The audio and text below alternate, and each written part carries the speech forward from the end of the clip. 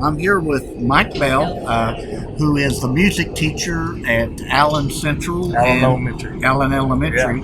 Yeah. And you have an interesting project dealing with music, so tell us about that project. Oh, it's a great project. Our kids, I have a team of kids that actually work with me, but we had a need in our school of our special needs students being able to perform. And over the last 20 years of my teaching, I've had aides come in and help either do hand over hand so they can be part of the group, but to me that wasn't them performing.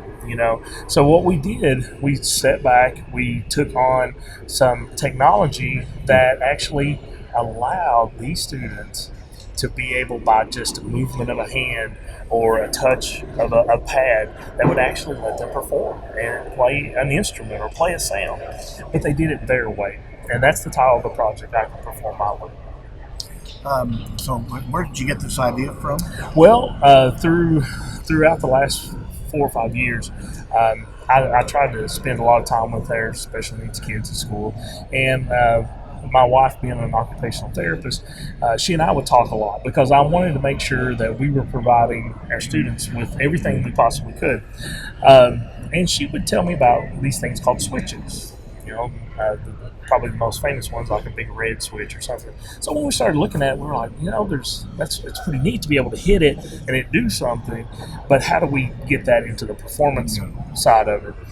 So we started doing research online, and we found these neat little, it looks like a credit card, but it's a mini computer, and it has all these electrodes on it. But what it allowed us to do was program that little thing to where we could connect it to conductive items like conductive paint or metal or something like that. And when the kid touched it or they got close to it, it triggered the sound. And I was like, wow, we could use this as musical instruments. So by doing that, we've been able to incorporate every child in our building, no matter their ability level, into a performance for parents and for students, and that they're doing it. I mean, their aides may be there just for safety concerns, but they're doing it. And it's really changed lives. It changed their lives. It's changed their parents and grandparents that come, because sometimes they're like, oh, they're just going to be there, doing something. But they're doing it. Whether they're nonverbal or verbal, they're doing it. Well, I think anytime you give people confidence, anytime people can accomplish something and feel good about themselves, that it's not just that particular project they're working on, but I would think it would carry on into other things. It does. And our kids, we have 7 that's on the team, and they're at a point now where not only is it just a performance device, but it's now an educational tool. So they figured out how to take it down to our Head Start kids and down to our primary K3 and actually use it in the classroom. They can go in and change the sounds to where they're saying, actually sounding out letters or sounding out objects. And now it's a dual purpose device. So this project's successful. What are your plans? Are you going to try to expand it or build We on are. it? These kids actually took the project and showcased it in our state technology program. They won the middle school championship, which was great. But the honor that came with it is now they get to take it to Chicago. So they're going to present it in Chicago with this technology and how they use it in the classroom and how we use it on stage. And so right now the kids have sat down and they've started looking at improvements and how they're going to improve it. They want to lessen the wires. They want to go Bluetooth. They want to just really just up it even more than where it's at.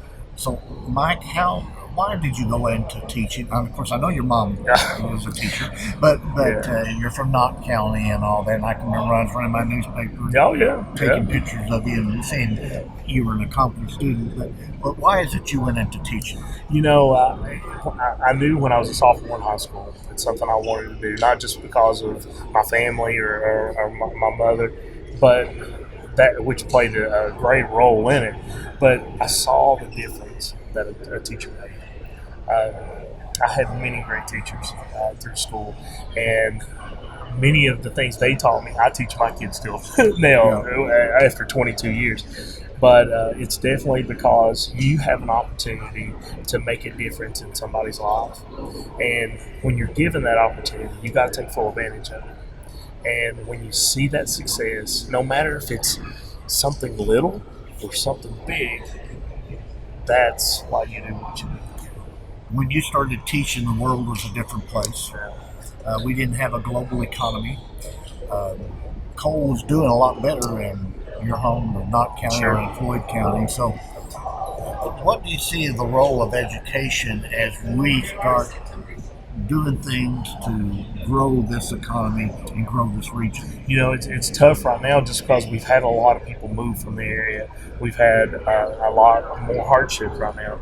But, you know, you've got to push it even further. You've got to get these kids that are struggling right now at home. You know, parents are not in work, and you've got to get them to realize they have a purpose. They can get the education they need to get back here to make a difference in Appalachia. And that's what I want to encourage them to do, and I want to keep pushing them to do. And, you know, a lot of times we work on zero budgets. You know, the good part about being a mountain kid is you learn to survive. And that's what we want to teach. We want to teach, yes, you got survival, but also you got success on top of that. And that's what I just want to keep encouraging them to do. Because, you know, around here, it was coal mining, healthcare, and education. And now it's changed. It's totally changed. But these kids are learning technology that they can bring back here and make a difference.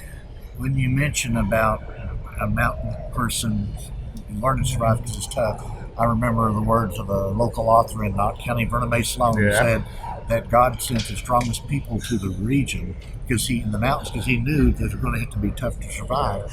The other thing, when you look back at the old timers, almost every old timer, you know, the head of a holler was a blacksmith. Sure. They made all their stuff. So there's that interesting mountain ingenuity and that rural creative genius. So comment on that, what you've observed from your experience with dealing with people and your students. Sure. You know, that's one of the neatest things about being here in the mountains is people use the resources they have. And that's one thing I've noticed with my own kids is sometimes they come in and say, well, I need this or I need this. And I'm like, you don't have it. What are you going to use to make it work? And, you know, duct tape's our best friend sometimes. But more than that, that teaches them, hey, I've got to be resourceful with what I do have. I've been blessed with this, whatever it is at home or whatever it is in my school, and I have to make the most out of it because I only got one shot at it. And if I don't, I've wasted that time. Well, Mike, appreciate all that you do, and thank you for being on our program. Thanks, Ron. Appreciate it.